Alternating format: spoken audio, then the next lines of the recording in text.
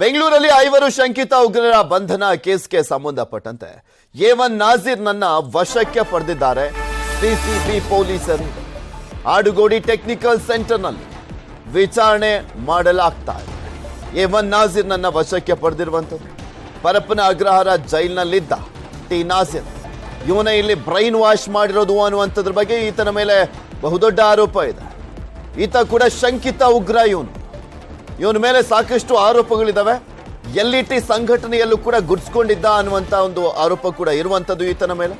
ಈ ಟಿ ನಾಜೀರ್ ಅನ್ನೋನು ಈಗ ಶಂಕಿತ ಉಗ್ರರು 5 ಬಂಧನ ಆಗಿದಾರಲ್ಲ, ಅವರಿಗೆ ಬ್ರೈನ್ ವಾಶ್ ಮಾಡಿ ಸಾಕಷ್ಟು ಜನರ ಲಿಂಕ್ ಕೊಟ್ಟಿದ್ದ ಅನ್ನುವಂಥದ್ರ ಬಗ್ಗೆ ಮಾಹಿತಿ ಇರುವಂತ ಕಾರಣಕ್ಕೋಸ್ಕರ ಕೇಳದ ಈ ಟಿ ನಾಜೀರ್ನನ್ನ ಸಿಸಿಬಿ ಅಧಿಕಾರಿಗಳು ವಶಕ್ಕೆ ಪಡೆದಿದ್ದಾರೆ.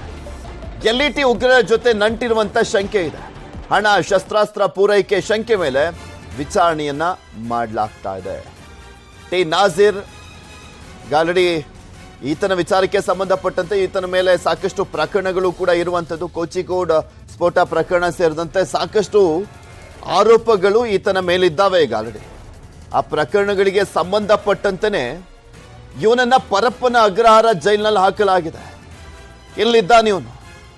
ಈಗ ಶಂಕಿತ ಉಗ್ರರು 5 ಬಂಧನ ಆಗಿದ್ದಾರಲ್ಲ, ಅವರಿಗೆ ಮೇಯ್ನ್ ಆಗಿ ಅವರು ಜೈಲಲ್ಲಿ ಇದ್ದಂಥ ಸಂದರ್ಭದಲ್ಲಿ ಅವರಿಗೆ ಬ್ರೈನ್ ವಾಶ್ ಮಾಡಿ ಅವರನ್ನು ಕಾಂಟ್ಯಾಕ್ಟ್ ಮಾಡಿಕೊಂಡು ಅವರಿಗೆ ನಾನಾ ರೀತಿಯಾದಂತಹ ಒಂದು ಸಂಘಟನೆಗಳ ಲಿಂಕು, ಫಂಡಿಂಗ್ ಮಾಡಿಸುವಂಥ ವ್ಯವಸ್ಥೆ, ಯಾವ ರೀತಿಯಾಗಿ ಸ್ಫೋಟ ಮಾಡಬೇಕು, ಸ್ಫೋಟಕಗಳನ್ನು ಬಳಸಬೇಕು, ಇದೆಲ್ಲದ್ರ ಬಗ್ಗೆನೂ ಕೂಡ ಬ್ರೈನ್ ವಾಶ್ ಮಾಡಿದ್ದೆ ಟಿ ನಾಜೀರ್ ಅಂತ ಹೇಳಲಾಗ್ತದೆ.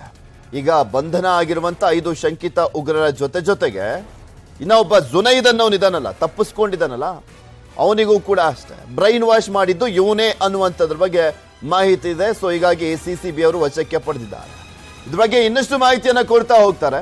ನಮ್ಮ ಪ್ರತಿನಿಧಿ ಮಂಜುನಾಥ್ ನಮ್ಮ ಜೊತೆ ನೇರ ಸಂಪರ್ಕದಲ್ಲಿ ಜಾಯಿನ್ ಆಗಿದ್ದಾರೆ. ಮಂಜು, ಟಿ ನಾಜೀರ್ನನ್ನ ವಶಕ್ಕೆ ಪಡೆಯಲಾಗಿದೆ, ಯಾವ ರೀತಿಯಾಗಿ ವಿಚಾರಣೆ ಮಾಡಲಾಗ್ತಾ ಇರುವಂಥದ್ದು ಅಂತ?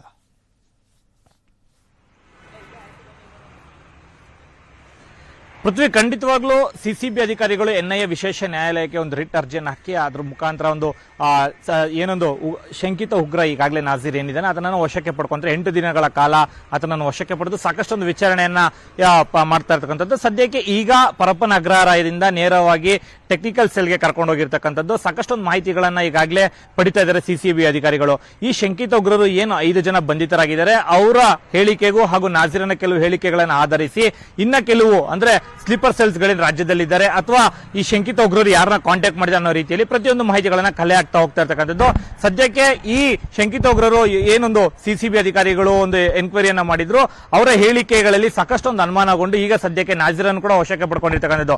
ನಾಜೀರೇ ಈ ರೀತಿಯಾಗಿ ಈ ಶಂಕಿತ ಉಗ್ರರು ಏನು ಅರೆಸ್ಟ್ ಆಗಿದ್ದಾರೆ ಅವರೆಲ್ಲರಿಗೂ ಕೂಡ ಬ್ರೈನ್ ವಾಶ್ ಅನ್ನ ಮಾಡ್ತಾ ಇದ್ದ, ಜೊತೆಗೆ ಜುನೇದ್ ಎಲ್ಲೋ ದುಬೈಯಲ್ಲಿ ಕೂತ್ಕೊಂಡು ನಾಜೀರ್ ಹೇಳಿದವರಿಗೆ ಫಂಡಿಂಗ್ ಅನ್ನ ಮಾಡ್ತಾ ಇದ್ದ ಅನ್ನೋ ರೀತಿಯಲ್ಲಿ ಕೂಡ ಪ್ರಕರಣ ಇತ್ಯರ್ಥದಲ್ಲಿ ಅಂದ್ರೆ ಪ್ರಕರಣದಲ್ಲಿ ತನಿಖೆಯಲ್ಲಿ ಗೊತ್ತಾಗ್ತಾ ಇರ್ತಕ್ಕಂಥದ್ದು.